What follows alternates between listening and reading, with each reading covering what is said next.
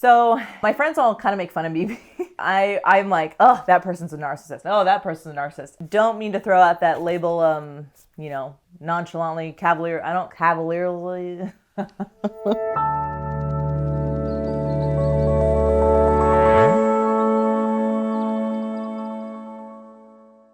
I studied psychology in college and took a class, abnormal psych, that talked about narcissistic personality disorder, but I kind of didn't really think more about it until a few years later. I had a friend who wrote me. She wrote me saying, Jackie, I married that kind of person and it was awful. They threw me under the bus. They turned everybody against me.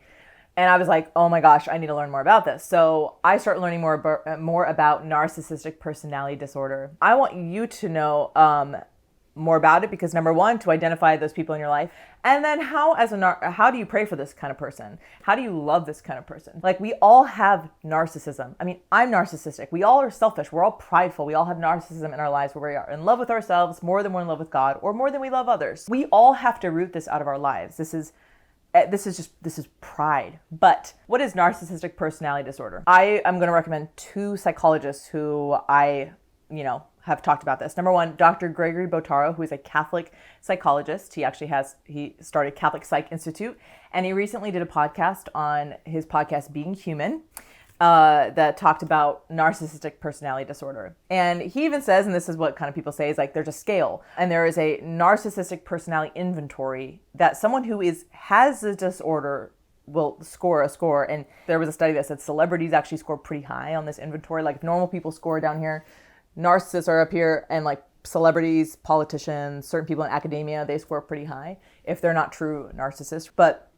someone who actually has narcissistic personality disorder will display a few of these things. And Dr. Gregory Bottaro is good to listen to. And then Dr. Ramani, Ramani on YouTube. I watched a bunch of her stuff. This is like her specialty. She's like, are you dating a narcissist? What are the different types of narcissists? Because we all have this idea in our head what a narcissist, like, who's grandiose and is in love with themselves, and they're terrible because they have no empathy.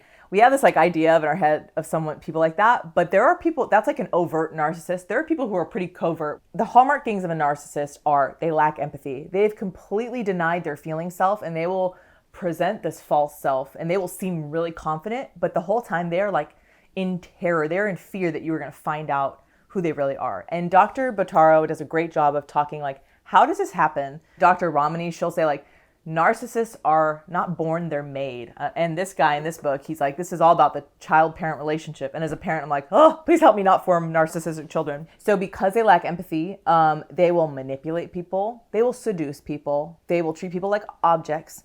They will abuse people. They are normally pathological liars, and they believe their lies. They make you think you're crazy.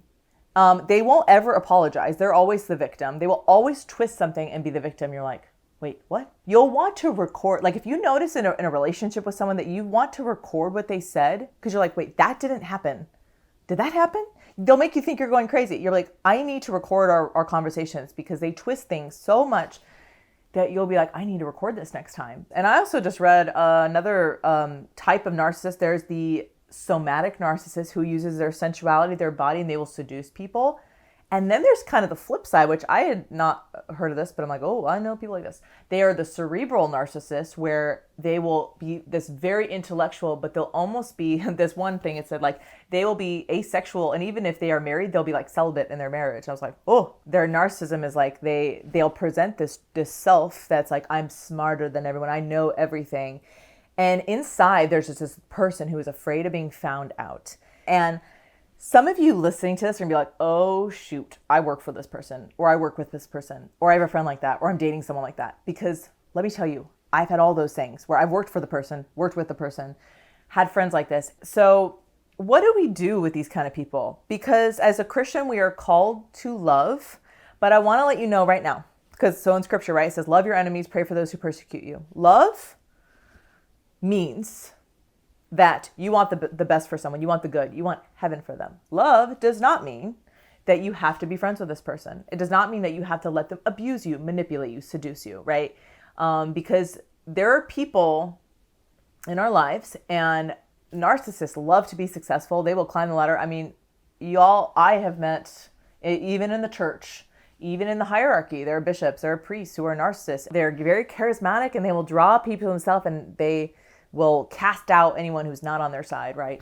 You want heaven for these people, but you need to steer clear of them. I've actually had to stop being friends with someone who was really starting to display a lot of this kind of manipulative behavior, lying, gaslighting, and I have had to warn friends, like, you need to steer clear of this person because they will take things and they will manipulate the heck out of it, and you need to stay away. You deserve more than a relationship with a person who is going to do this with you. Like Dr. Gregory Bottaro says, like, as a psychologist, psychologists are trained to take the brunt from narcissists. But you aren't called to be a doormat. Okay, you were called to love, not called to like and be BFFs with someone who has this behavior. And hopefully, you would hope that they would get therapy.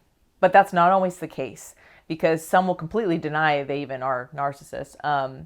But you want the best for them. You want therapy for them. You want heaven for them. But if you are recognizing, like, oh shoot, unfortunately, when I started researching this, I started getting emails from like Quora, the narcissist, like people describing how their mom or dad was a narcissist and what that was like as a child. I'm like, oh Lord.